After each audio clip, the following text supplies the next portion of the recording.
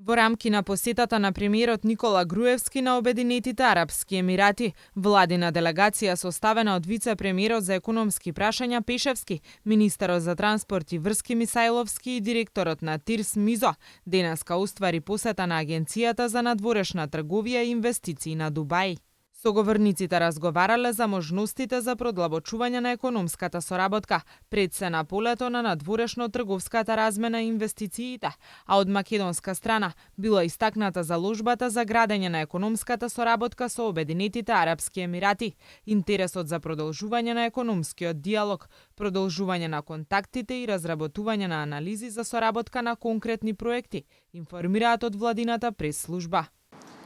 Во текот на денот направивме посета на Агенцијата за инвестиции и трговија на Обединетите Арапски Емирати, каде што ги презентиравме можностите на двете страни за зголемување на трговијата и инвестициите.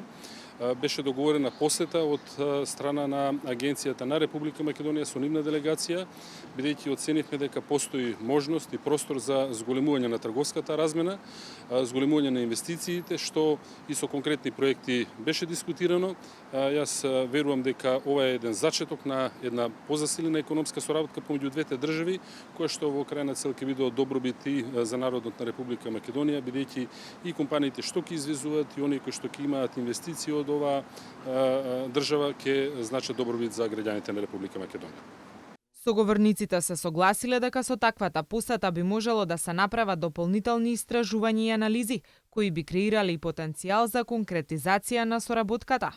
На средбата со агенцијата денеска понудивме конкретни проекти во повеќе области. Една од значајните области што ја понудивме е во делот на инфраструктурата. Сите оние можности што ги нудиме како Република Македонија ги објаснивме и со конкретни толкувања и предлози како да настапи овој пазар во Република Македонија. Исто така дадовме осврти на оние позначајни сегменти што ги имаме во туризмот, односно да ги објасниме сите оние